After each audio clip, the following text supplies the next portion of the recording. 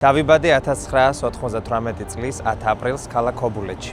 2023 წლიდან ვარ მანჰეტენის ქართული სამრევლოს მოძღვარი. მე ვარ მღვდელმონაზონი იერონიმე და დღეს მე ვარ თამიასთან, რათა მოგიყვეთ ჩემი ისტორია. დავიბადე 1996 წლის 29 ივნის ქალაქ ვანში. 2023 წლიდან ვარ მანჰეტენის ქართული სამრევლოს მოძღვარი. მე ვარ მღვდელმონაზონი ირინეოსი და დღეს ვარ სტუმრად თამიასთან, რათა გიამბოთ ჩემი ისტორია. ემიგრაციაში ცხოვრებამ მუდმივ ძიებას გავს. შეიძლება გქონდეს ყველაფერი, რაც მატერიალურად საჭიროა, მაგრამ გრძნობდე, რომ ყველაზე მნიშვნელოვანი მაინც გაკლია. ეს არის სახლი.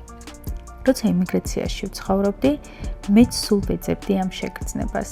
ჩემი ნიუ-იორკში ცხოვრება ისე დასრულდა, რომ სახლის შეგრძნება სხვის მიწაზე ვერ ვიპოვე. თუმცა იპოვო სახლი ემიგრაციაში. თუნდაც კვირაში ერთი დღე შესაძლებელი ყოფილა. მოგესალმებით. მე თამია ვარ და დღეს გაგაცნობთ სასულიერო პირებს, რომლებიც ოკეანის მეორე მხარეს, ემიგრაციაში, ცხოვრები ქართველებისთვის, არა მხოლოდ სულიერ საყრდენს ქმნიან, არამედ ცდილობენ ემიგრანტებს შეუქმნან ის, რაც ყველაზე მეტად ენატრებათ, სახლის შეგრძნება. ჩემი პროექტის მთავარი მხარდამჭერი არის TBC. შეგიძლიათ გადმოწეროთ TBC Mobile Bank-ის აპლიკაცია და ზუსტად 30 წამში დისტანციურად გახდე მომხმარებელი და გაიაქტიურო საბანკო პროდუქტები ფილიალში მისulis გარეშე. ამისათვის დაგჭირდება მხოლოდ მოქმედი ტელეფონის ნომერი SMS კოდის მისაღებად, სელფის გადაღება ვინაობის დასადასტურებლად, რეგისტრაციის გავლისთანავე შენ ავტომატურად გაგეხსნება უფასო TBC-ის ბარათიც. თუმცა თუ გირჩევნია, რომ TBC-ის წარმომადგენელი დაგეხმაროს რეგისტრაციის გავლის პროცესში, შეგიძლია მიწეროთ TBC-ის ვებგვერდზე, სოციალურ ქსელში, ელ-პოსტაზე, შენთვის სასურველ დროს ჩაგენიშნება ვიდეოზარი TBC-ის წარმომადგენელთან, რომელიც დაგეხმარება რეგისტრაციის გავლის პროცესში. როგორ გაიცანით ერთმანეთი? მონასტერში. თუმცა სანამ მონასტერში გავიცნობდით ერთმანეთს, სოციალურ ქსელში ერთ-ერთ პოსტზე ვიდავეთ კომენტარებში. და იქ მოხდა ჩვენი გაცნობა და ის დავაც მიდიოდა საეკლესიო თემის განხილვა მიდიოდა და მე განსხვავებული პოზიცია მქონდა, მაშინ მე მათე ვიყავი, მამა იერონიმე გიორგი იყო და საკმაოდ ვიკამათეთ ცხარეთ კომენტარებში. და შემდეგ აღმოჩნდა, რომ ერთად აი საოცარი რაღაც მოხდა, რომ ერთად აღმოვჩნდით მე მონასტერში, ზაფხული იყო, დაემთხვა, რომ ისიც იყო წასული მონასტერში, უბრალოდ მოსანახულებლად, მეც ჩავედი მაშინ სემინარიაში სწავლობდი და მაინტერესებდა ხოლმე სამონასტრო ცხოვრება განსაკუთრებით და რაღაც გადაკვეთა მოხდა მონასტერში და ალბათ ეს იყო პირველი მინიშნება, რომ შევრიგდით მონასტერში და ცხოვრება გავაგზავნეთ მონასტერში. მეგობრობა როდის დაიწყეთ? გულწრფელი უნდა ვიყო, პირველად როცა დავინახე ის ადამიანი, რომელთანაც მანამდე ნაკამათები მქონდა საეკლესიო საკითხზე, მე ცოტა ფიცხი ვარ თან და საკმაოდ არ მესიამოვნა მის დანახვა.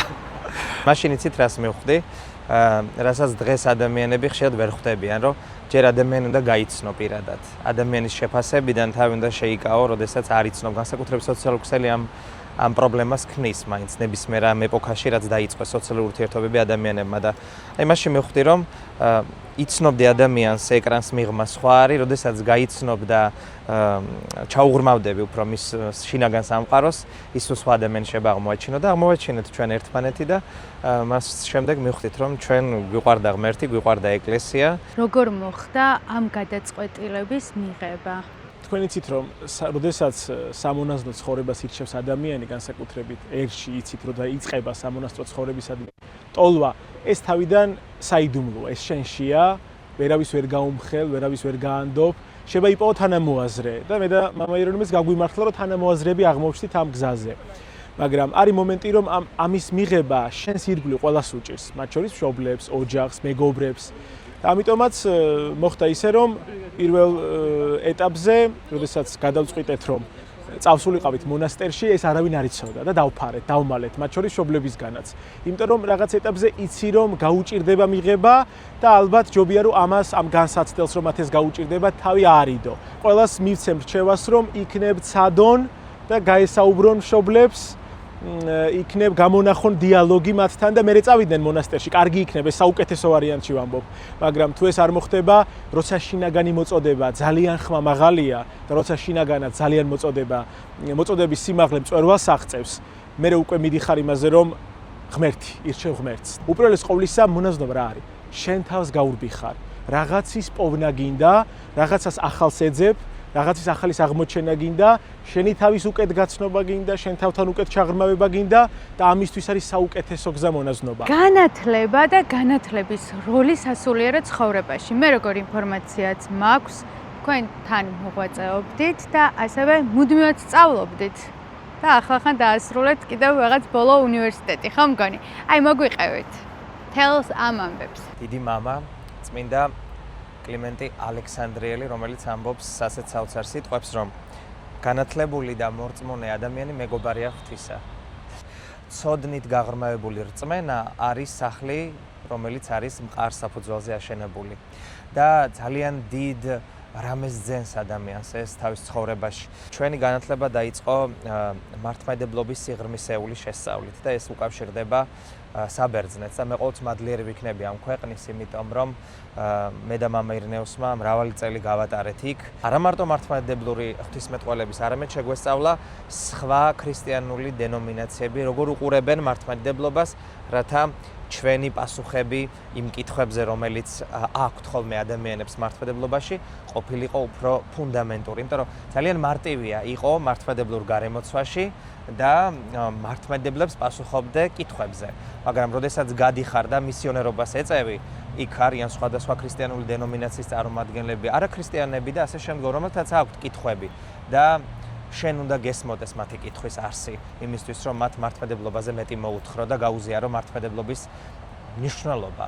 და აქედან გამომდინარე, ჩვენ შვეიცარიაში წავედით, მივიღეთ იქ ჟენევაში განათლება და ამის შემდგომ, როგორც აღნიშნეთ, აქაც ამერიკაში ჩამოსვლის შემდგომაც გავაგრძელეთ გაძლიერებულ მაგისტრატურაზე სწავლა და დავამთავრეთ ბოსტონში საღვთისმეტყველო სასწავლებელი და ცოდნა აუცილებელია და ეს ცოდნა არის ის გასაღები, რომელიც ძალიან ბევრ კარს აღებს აქ. როდესაც მაკურთხა ჩემმა მღვდელმთავარმა ესეთი ფრაზა მითხრა, რომ დაიმახსოვრე, რაც მეტ ცოდნას მიიღებ, მეტი სიმდაბლე ჰქონდეს და ეს გამომყვა და მომყვება მთელი ცხოვრება და ალბათ არასდროს არ დამავიწყდება ეს სიტყვები და რაც დრო გადის ამ სიტყვების ასს ხვდები.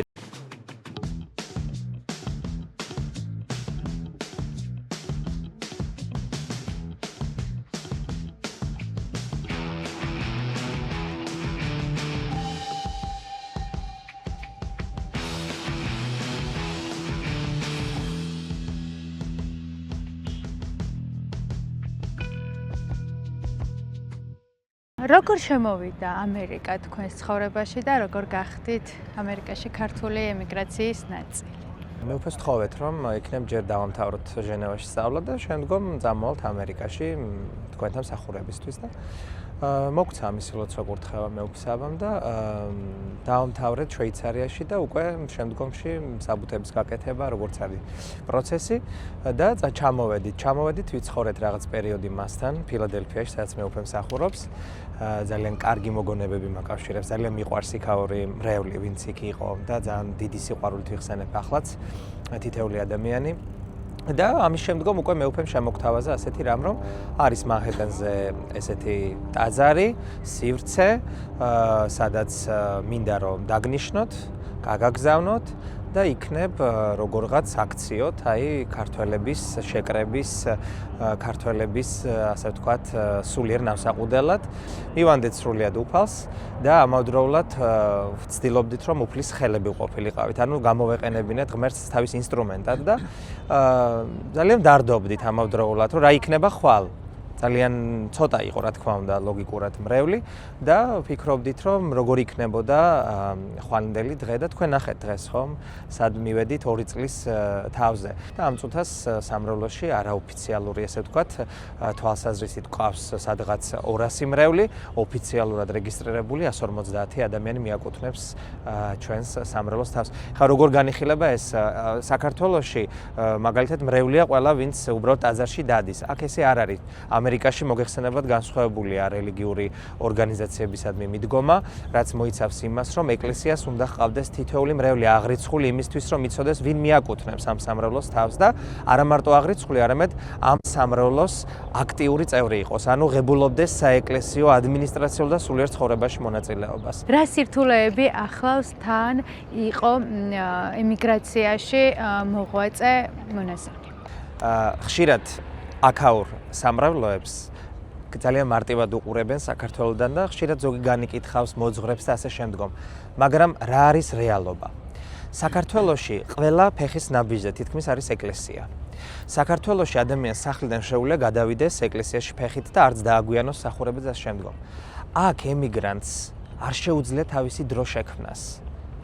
აქ არ არის მორგებული ცხოვრება მათზე, ისინი ერგებიან აქაურობას. ამიტომ ადამიანი, როდესაც წირვაზე მოვა მაგალითად, მე მას ვერ დავხვდები ისე, როგორც შეიძლება საქართველოში უსაყვედურონ, რომ რატო დააგვიანე წირვაზე.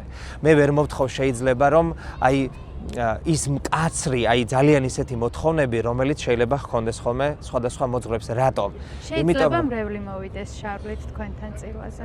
შეიძლება. და იმიტომ შეიძლება, რომ როდესაც ადამიანი მოდის ეკლესიაში, მე მოტივირებული უნდა ვიყო, რომ დავინახო მისი სული, დავინახო რა აწუხებს და რა ის რა აცვია. აი ეს ჩაცმის პროცესი შემდგომში ვითარდება. ადამიანი თვითონ ხვდება შემდგომში, როგორ უნდა იყოს ეკლესიის დრესკოდი, ხო, ეგრეთ წოდებული, როგორ უნდა მოვიდეს ტაძარში. მაგრამ მე დავხვდე მოძღვარი, დამძიმებული ადამიანი მოდის ტვირთით, 1000 გაჭირებული, 1000 წუხილით და მე დაუწყო მის გარეგნულ ჩაცმულობაზე ლაპარაკი. უხერხულიც არის, არასასურველიც არის, იმიტომ რომ ადამიანი, როდესაც ეკლესიაში მოდის, მან უკვე ნაბიჯი გადმოდგა და მე 10 ნაბიჯი უნდა გადავდგა წინ, რომ ეს ადამიანი ეკლესიაში შევინარჩუნო. რამდენად აქვთ ქართველებს ამერიკაში იმის დრო, რომ იცხოვრონ ეკლესიური ცხოვრებით, იმიტომ რომ აქ არიან ადამიანები, რომლებიც მუშაობენ 24/7-ზე. როგორ ნახულობენ ამ დროს, რომ მოვიდნენ ტაძარში? მე ვიტყოდი, რომ ემიგრაციაში მცხოვრები ადამიანი, რომელიც იწყებს საეკლესიო ცხოვრებას, ის ფაქტობრივად გმირობაზე მიდის. იმიტომ რომ თქვენ იცით, რომ მას საკუთარი თავი არ ყავს მხოლოდ შესანახი.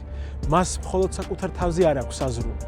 არამედ საზრუნავი აქვს ოჯახზე, საზრუნავი აქვს ახლობლებზე, მეგობრებზე.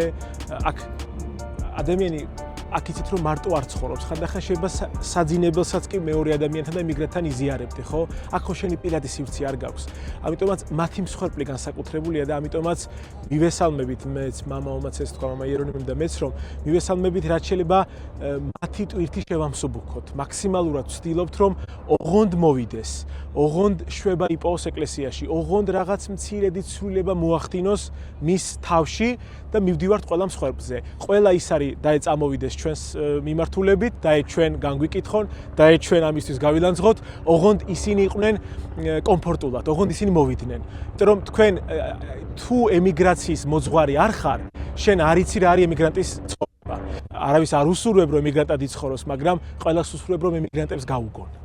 და გაუგონ ემიგრანტ მოძღვრებსაც.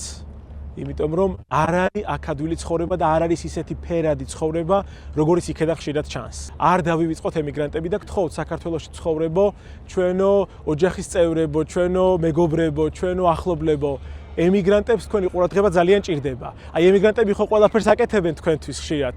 თქვენც დააფასეთ ემიგრანტების ცხოვრება და ხშირად, ყველაზე მნიშვნელოვანი, ხშირად დაურეკეთ და მოიკითხეთ თქვენი ოჯახის წევრი ემიგრანტები. ეს მათთვის ძალიან ბევრს ნიშნავს. მე ვიცი, რომ კვირა დღეს წირვაზე მრევლი როდესაც მოდის თქვენთან ტაძარში, ხშირად გადის ეკლესიიდან შუა ღამით. აი ეგ ამბავი მინდა რომ მრევლისგან ვიცი და დღეს წირვის შემდეგ მეც შევესწარი, რომ ესე ისხედით და საუბრობდით. როდესაც ჩვენ ვიკრიბებით და საათობით საუბრობთ, ეს არიან ადამიანები, რომლებიც მოწყურებული არიან ადამიანურ სითბოს, ადამიანურ სიყვარულს, რომელიც ემიგრაციაში ასე აკლიათ. ამავდროულად სულიერი დიდი შიმშილი არის. აქ ხომ მაინც მოშორებული ქართული სივრციდან და იმ საეკლესიო გარემოდან, რომელიც მათ საქართველოში ჰქონდათ და ჩვენ ვცდილობთ, რომ მაქსიმალურად უპასუხოთ მათ შეკითხვებს. ძალიან ბევრი კითხვებით მოვიდნენ ისინი და ისე დანაყრებული არიან ახლა, რომ ეს გვაბედნიერებს ჩვენ. სახლის შეგრძნება არის ყველაზე მთავარი, რასაც ეს ხალხი ჩვენთან მოყავს. რასაც ეს ადამიანები ეკლესიამდე მოყავს, რომ აქ შეიქმნა ერთგვარად ალტერნატივა სახლის და მათში ეს შეგრძნება შემოვიდა და გაცოცხლდა, რომ მათ ვიღაც ელოდება. ამ ყველაფერს ხელს უწყობს ისიც, რომ ჩვენ მონაზვნები ვართ, იმიტომ რომ შეიძლება იყო მღვდელმსახური და ცხოვრობდეს სახლში, ოჯახი, შვილები. მე ვფიქრობ, რომ ერთ-ერთი ფაქტორი და არა მარტო მე ვფიქრობ, ისინი ამბობენ ამას, რომ არა თქვენი მონაზვნობა მღვდლობასთან ერთად ეს რთული იქნებოდა, იმიტომ რომ ჩვენ ცხოვრობთ ეკლესიაში, სამრევლო სახლში და სამრევლო სახლში ცხოვრება გულისხმობს იმას, რომ მათთვის მოძღვარი ხელმისაწვდომია 24/7-ზე. როგორ ფიქრობთ სულიერ დახმარებასთან ერთად? არის ეს ფსიქოლოგიური გვერდში დგომაც? განვასხვაოთ რა არის სულიერი პრობლემა და რა არის მენტალური პრობლემა ამ ფსიქოლოგიური, ხო? რა თქმა უნდა, მათთვის შესაძლოა სულიეს ცალკე და ფსიქიკა, ხო? აი, სულიერი მდგომარეობა, რა თქმა უნდა, აისახება როგორც სხეულზე, ასევე ფსიქიკაზე, მაგრამ ამას გამიჯვნა სჭირდება, ძალიან მკაფიო და ცოდნა შესაბამისი.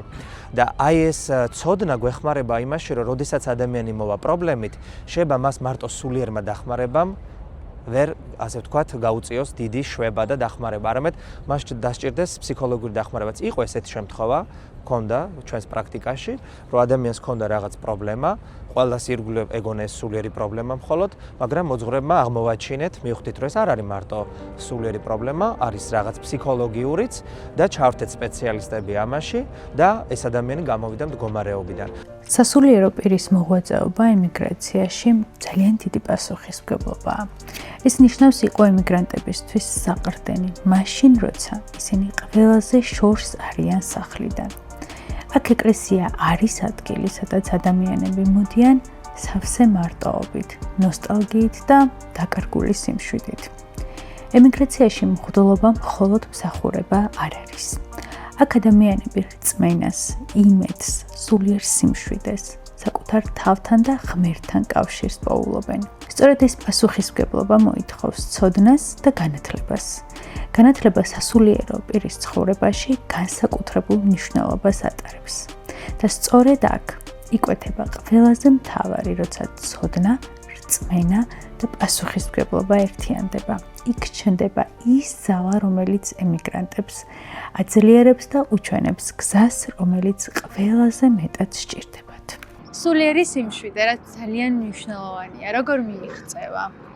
თავი ადამიანმა საკუთარ თავს უთხრას, რომ არ იყოს დამრღვევი სხვისი მშვიდობის. როდესაც შინაგანად სიმშვიდეს ატარებ, გადამდები ხარ. როდესაც შინაგანად აღელვებული ხარ, ამ დროსაც გადამდები ხარ. ამიტომ ხანდახან ეგოიზმი უნდა დაამარცხო შენ თავში, უნდა ეცადო, რომ შენი არასიმშვიდე, რომელშიც შენი აღელვება, რასაც შენ ატარებ, არ გადასდო სხვას და მე ღმერთი დაგაჯილდოებს, რომ შენში სიმშვიდე შემოვიდეს. მამებო, რა არის სიყვარული? სიყვარული არის თავად ღმერთი. და თუ შენ ღმერთი გიყვარს ადამიანიც.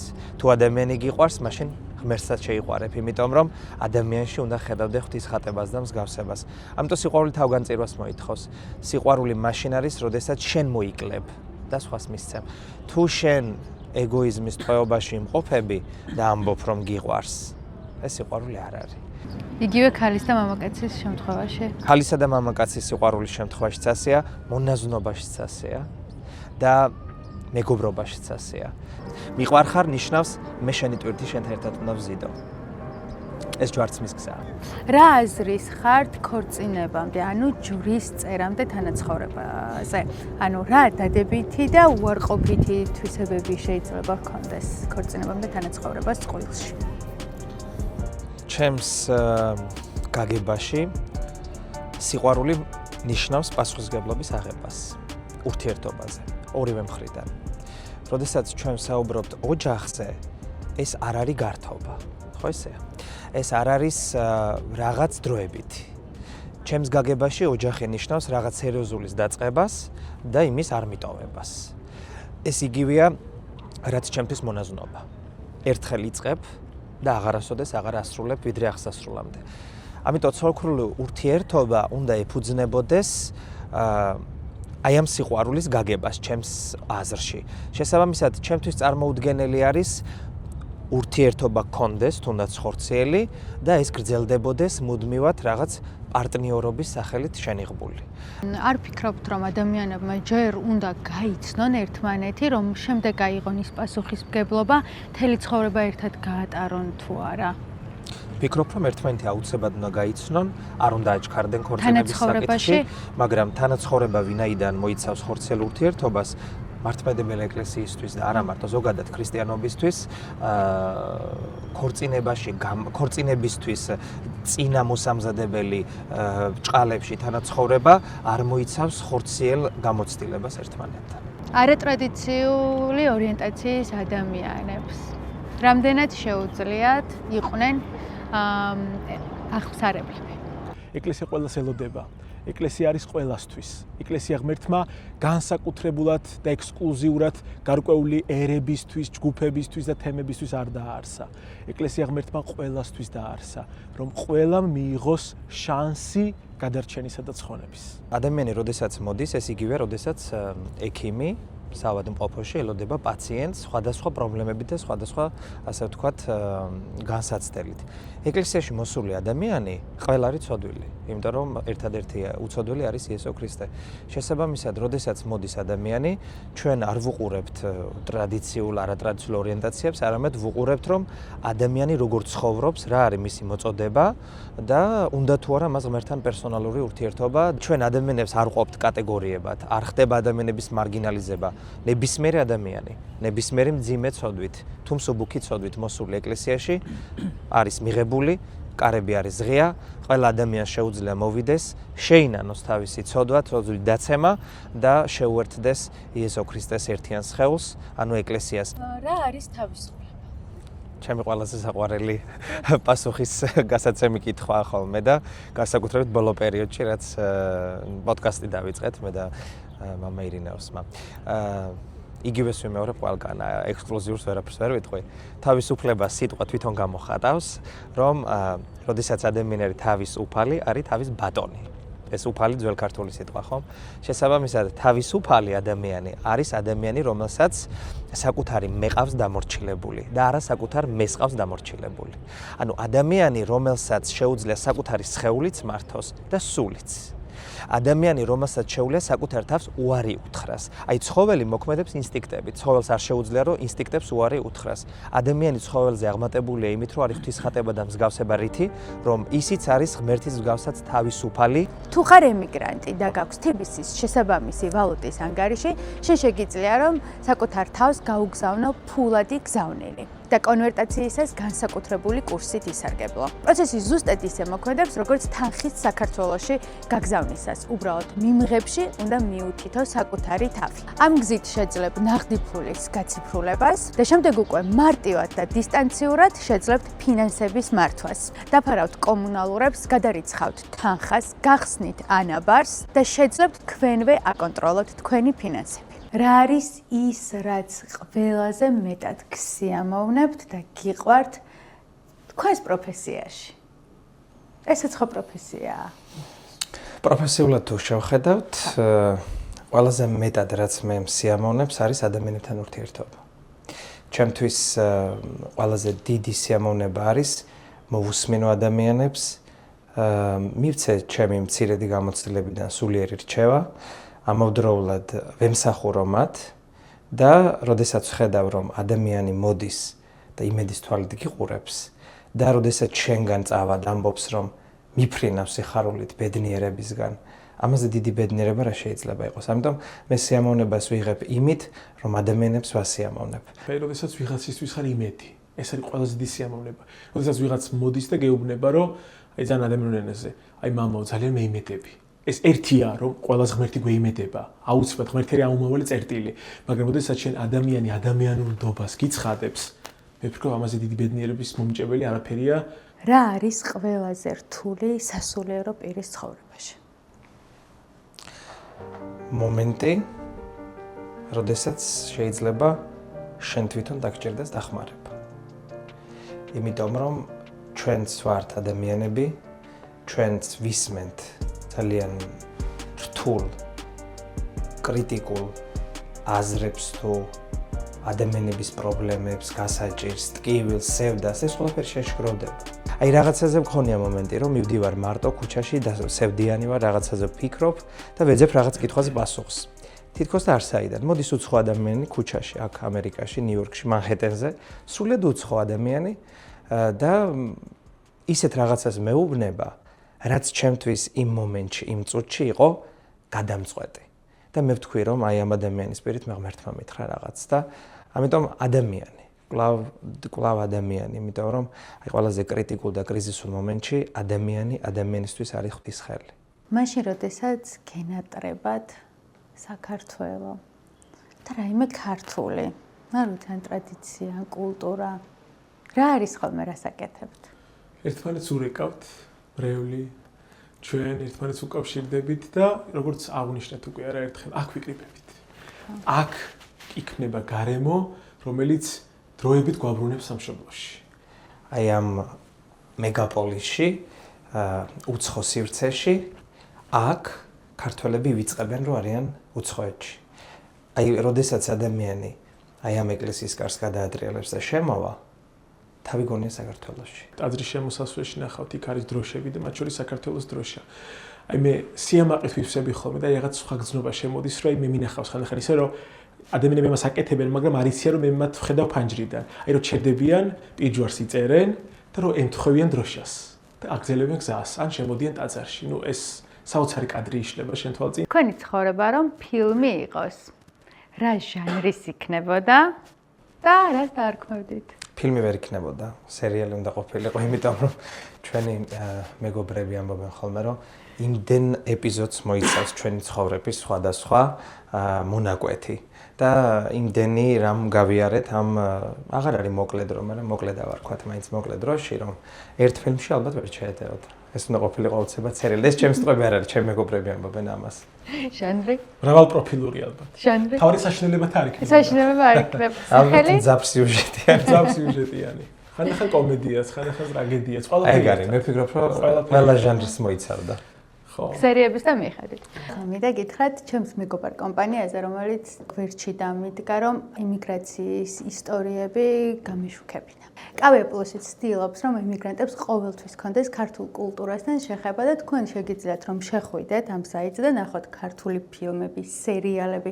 სხვადასხვა ეს ჩვენი ინტერვიუ მანდაც დაიდება და ქართული პოდკასტებიც შეგიძლიათ რომ ნახოთ და მე მოგცემთ თქვენს საჩუქარს, ერთწლიანი ულიმიტო აბონემენტი გექნებათ და შეგიძლიათ რომ ჩართოთ და ქართულ ფილმებს უყუროთ. მხოლოდ ქართულს თუ საერთაშორისო? საერთაშორისოსაც შეგიძლიათ უყუროთ. ძალიან დიდი მადლობა, ესე იგი ერთი წლით აუქმებ Netflix-ის membership. ხო შორის მე რო ვცხოვრობდი ამერიკაში, სულ ვუყურებდი ხოლმე ამ ქართულ სერიალებს და ფილმებს, ის მონატრება ისეთი არის, რაღაცას ეძებ, რომ რაღაცა შენი იპოვო ქართული და ეგ იყო, რასაც პოულობდი. მე დღეს აქ ვნახე ძალიან ბევრი ადამიანი.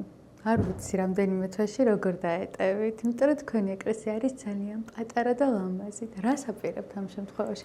როდესაც მრევლის რაოდენობა გაიზრდება. ჩვენი მიზანი არის საბოლოოდ, რომ მანჰეტენზე არსებობდეს დიდი ქართული ეკლესია, რომელიც ყველას დატევას შეძლებს. მე გაგიმხელთ ერთ ამბავს, რომელიც არ იციან. იციან მარტო იმათმა, ვინც ჩვენს ეპარქიაში არიან, ჩვენ სამრევლოში. ემიგრანტები ყოველთვიურად დახურული ანგარიში აქვს, სადაც აგროვებენ თანხას და ამ გზით ცდილობენ, რომ მომავალში ქართველებს, ვინც აქ იცხოვრებს, ჰქონდეთ ქართული ეკლესია. თანახეთ რა საოცარი რამ ხდება. ეს ადამიანები ამ თანხებს აგროვებენ, მათ იციან, რომ უმეტესობა მათგანი სამშობლოში დაბრუნდება, მაგრამ მათ იციან, რომ აქ კიდევ ვიღაც ჩამოვა, ან მათი შვილები შეიძლება აქ დარჩნენ.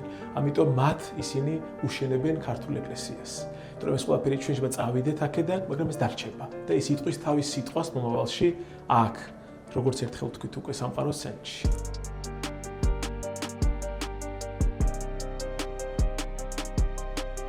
მოკლედ მეგობრებო, დილით დავიწყეთ გადაღება და იყო ძალიან კარგი ამინდი. ამას უბრალოდ დაღამდა, წვიმს და ჩვენ ცივა და ჩვენი ინტერვიუც უახლოვდება დასასრულს. და მე მაქვს რამდენიმე კითხვა თქვენთან, რასაც ყველა ჩემს რესპონდენტს ვეკითხები. ვიტყვი წინადადებას და დაასრულეთ. საქართველოს თქვენთვის. ყველაფერი. ყველაფერი ისთვისაც ღირს ცხოვრება. ნამდვილად დაძნელია და ამატო რამე. ყველაფერი ჩვენთვის საქართველოს არის ყველაფერი. სად არის თქვენი სახლი? ყველგან სადაც ეკლესია სჭირდება. ეკლესია მიწაზე და ზეცაში ღვთის სასუფეველი. ჩემი გადაცემის წარმოდგენია თბილისის საკრები. ეს არის პირველი თვითმყოფადი უბანი თბილისში, რომელიც ერთ სივრცეში აერთიანებს როგორც საცხოვრებელ, ისე საზოგადოებრივ ინფრასტრუქტურას. როგორიცაა mini mall, ანუ retail plaza, skate park, აუზი, სპორტული მოედანი, პადელის კორტი, პარკი, იოგას სივრცე, რესტორნები, ბარები, საბავშვო გასართობი და მოსასვენებელი სივრცეები. თბილისის საკრებში ყველაფერი, რაც საჭიროა კომფორტული ცხოვრებისთვის, ფეხით სავალ მანძილზე გვაქვს.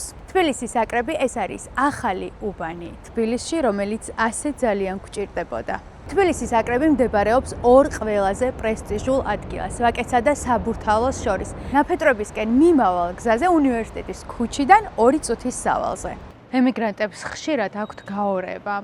აქ ცხოვრობენ, მაგრამ ფიქრებით მომავლის გეგმებით არიან სამშობლოში. თქვენი აზრით, ეს გაორება ოდესმე სრულდება და თქვენ როგორ ხართ? თქვენ გააქვთ ეს გაორება? მე მაქვს და ხშირად ვამბობ ხოლმე, რომ ორი დროით ცხოვრობ. ეს არის თბილისის დრო და ეს არის ნიუ-იორკის დრო. და ორ განზომილებაში ვარ ხოლმე. წარმოიდგინეთ ჩვენთან რო ღამდება, იქ თენდება, იქ რო თენდება, აქ ღამდება და ყველაფერში ორად ვარ გაყოფილი. მაინტერესებს აქ რა ხდება, მაინტერესებს იქ რა ხდება, ხვალ რა მოხდება აქ, ხვალ რა მოხდება იქ, როგორ არიან იქ ჩემები, როგორ არიან აქ ჩემები და აი რა თქმა უნდა, ორად ვართ გაყოფილი. ჩვენ მე ვფიქრობ, ჩემთვის პირადად სანამ ვიარსებებ და სანამ ამერიკაში ვიქნები, ყოველთვის ორად ვიქნები ალბათ გახლეთ შეიძლება. ისიც რო იქნება იმის თქმა, რომ ასე არ არის. ნამდვილად ასეა. აი ტელეფონზეც 2 საათი მიყენია. თბილისის დრო, ნიუ-იორკის დრო, რომ ორივე კონტროლზე იყოს ჩემი მხრიდან. იქაც რა ხდება, აქაც. აი აქ რო გძინავს და რო გათენდება და აი ინტერნეტში რო შეხვალ. იმიტომ რომ ყველაფერი მოხდა უკვე რაღაც საქართველოში და სანამ შენ ამაც გაიგებ და შეხვალ, რაღაცა გულში და არ გაქვს აფორიათებული. ფაქტობრივად, ხო? იქ მოხდარია ყველაფერი ჩვენ როცა ვიღვიძებთ. სად ხედავთ საკუთარ თავს წლების შემდეგ? მართლა არ ვიცი. იმდენად ღმერთმა დამანახა, რომ აქეთ წავმიყვანს, აქეთ წავალ, იქეთ წამიყვანს, ძალიან რთულია მის პროგნოზირებას. მე ვფიქრობ, რომ სასულიერო და მით უმეტეს მონაზვნის ცხოვრებაში, რომელიც ამავდროულად მღვდელიც არის, ძალიან რთულია პროგნოზირება, ასე ვთქვათ, მოახდინოს საკუთარი მომავლის. არ ვიცი სად ვიქნები, მაგრამ ვიცი ერთი რამ, რომ სადაც არის ღმერთისადმი ნდობა, ღმერთი არ დაგვტოვებს მარტო არც ერთ მდგომარეობაში და ყოველთვის ღმერთთან ერთად ვიქნებით. ჩვენ ადამიანები ხშირად გვეძახიან ღვთისმსახურებს. ღვთისმსახურება თავის თავში მოიცავს ადამიანის მსახურებას. ასე რომ ორივეს, სადაც ღმერთს და სადაც ადამიანს დაჭირდება, ჩვენ ყველგან იქ ვიქნებით. იქ ვხედავ ყველგან ჩემს თავს. როგორ წვიმს და ბოლო კითხვა მაქვს. თავს ვალდით. რას ეტყოდით იმ ადამიანებს, რომლებიც დგანან გზის დასაწყისში და ეშინიათ პირველი ნაბიჯების გადადგმის? თუ ადამიანი გზის დასაწყისში აღმოაჩენს, რომ უკვე დგას, ესე იგი ღირს გზის გავლა. პრობლემა იმასთან არის, ვინც ვერ პოულობს გზას, მაგრამ ვინც გზა იპოვა და დასაწყისში აღმოჩნდა, მას აქვს ვალდებულება ბოლომდე მივიდეს. ასე რომ ყველას ურჩევდი, რომ არ დანებდნენ და ბოლომდე მივიდნენ. ადამიანები, რომლებმაც უკვე რაღაცას მიაღწიეს, ყველამ დაიწყო ოდესღაც გზის დასაწყისში და თავიდან მარტივი არ ჩანს ეს ყველაფერი, მაგრამ ეხლა გადავხედოთ უკან. აი თუნდაც მე რომ გავხედოთ ჩემს გზას, აი რომ ცოდნო და როგორი ღმერთის შემწეობით იქნებოდა ძალიან ბევრი რამ და ყველაფერი მოგვარდებოდა. ბევრს არ ვინერვიულებდი, თუმცა გზის დასაწყისში ძალიან ბევრი ვინერვიულებდი. ძალიან დიდი მადლობა. მადლობა. ინტერვიუსთვის და გულწრფელობისთვის. მადლობა თამიე, მადლობა. ყოველთვის გელოდებით დიდი სიხარულით. ჩამოსვლითანავე ღია ჩვენი სამრევლოს კარი თქვენთვის. აუცილებლად. დიდი მადლობა კიდევ ერთხელ, წარმატებებს გისურვებთ თქვენს საქმიანობაში და მე ძალიან მიყვარს თქვენი გადაცემა. ბევრჯერ თქვი დღეს, რომ არის რაღაც სიმშვიდე და თავს გრძნობ ძალიან კომფორტულად და ძალიან მიხარია ეს. ისი ამოვნეთ ისე გადაღების პროცესი? ძალიან. მიუხედავად იმისა, რომ ხანგრძლივი, მაგრამ სასიამოვნო. დილიდან დავიწყეთ, აი ბევრჯერ გამიმეორე დღეს, რომ მთელი ეს გადაღების პროცესი იყო ერთი დიდი სიამოვნო. ო, როგორ მიხარ? მადლობა. მადლობა ოპერატორსაც. კი, მადლობა ვექა. რომელმაც ძალიან ბევრი შრომა. თამიე მოგვიმზადა კითხვები, რომელზეც არ ვიცით, ანუ არ გვაქვს, ასე ვთქვათ, არანაირი წარმოდგენა რა ტიპის კითხვები აქვს მომზადებული ჩვენთვის. მართლა არ გვაქვს. და თქვენთან ერთად გავიგებთ მეც და მამერინებს და ვეცდებით, რომ გულწრფელად უპასუხოთ მათ. დავიწყოთ. გარდაცვალების შემდეგ სულმა რომ პოოს სიმშვიდე. ადამიანმა წუთის სოფელში უნდა იცხოვროს 64 სურვილით თუ ჯოჯოხეთის შიშით. მოდი პირდაპირ უპასუხოთ. ღმერთთან შეხვედრის იმედით. არც 64 წყურვილით და არც ჯოჯოხეთის შიშით. ღმერთთან შეხვედრის სურვილით უნდა იცხოვროს. არც ჯოჯოხეთი და არც 64, ანუ სასუფეველი არ არის გეოგრაფიული ლოკაცია. ის არის სულის მდგომარეობა, რომელიც აქედანვე იწყება და ადამიანმა არც ჯოჯოხეთში მოხვედრის შიშით და არც 64-ში მოხვედრის სურვილით უნდა იცხოვროს ქრისტიანულად, არამედ ქრისტესთან მარადიული მყოფობის სურვილით. ნახოთ რა შეხვდება შემდეგი. განქორწინება თუ დაოჯახების გარეშე თანაცხოვრება. საკმაოდ რთული კითხვაა, შეიძლება ითქვას. თუმცა ვიტყოდი ერთ რამეს, რომ ერთიც და მეორეც პრობლემაა. როდესაც ადამიანი თანაცხოვრობს, მაგრამ არ აღიარებს მეორე ადამიანს თავის ოჯახის წევრად, ანუ ქორწინებაში მყოფ მეორე ნახევრად, ესე იგი მეუღლეთ, ეს ჩემთვის პრობლემაა და მეორეს მხრივ, როდესაც ადამიანი განქორწინდება, ეს უფრო ცოტა სხვა კუთხით შეიძლება ითქვას, რომ ადამიანის ბრალი შეიძლება სულაც არ იყოს, რომ ასე ვთქვათ, განქორწინდეს, ანუ ოჯახი დაენგრეს და ეს მისი პირადი ტრაგედია, ასე რომ ჩემთვის ერთი სხვა ტიპის პრობლემაა, მეორე სხვა ტიპის პრობლემაა. ერთში შეიძლება ნებასურვილი არსებობს, მეორეში შეიძლება ნებასურვილი არ არსებობდეს, იმიტომ რომ განქორწინება ხშირად არჩევანი არ არის.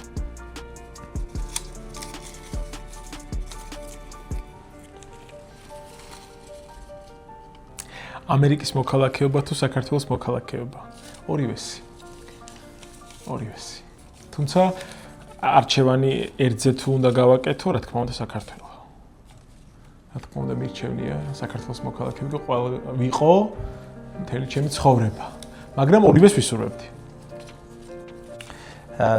ჩემი პასუხი ამ კითხვაზე იქნება, რომ მე ამ წუთასაც საქართველოს მოქალაქე ვარ და ჩემი უპირატესობა არის, რა თქმა უნდა, საქართველოს მოქალაქეობა. იმიტომ რომ საქართველოს ეკლესიის წევრიც ვარ ამავდროულად, თუმცა პრაქტიკულობიდან გამომდინარე, ალბათ სასულიერო პირს, რომელიც ამერიკაში მსახურობს, ამერიკის მოქალაქეობაც საქართველოს მოქალაქეობასთან ერთად უფრო ეხმარება საბუთების თვალსაზრისით ყოფნაში. საქართველო თუ ამერიკა?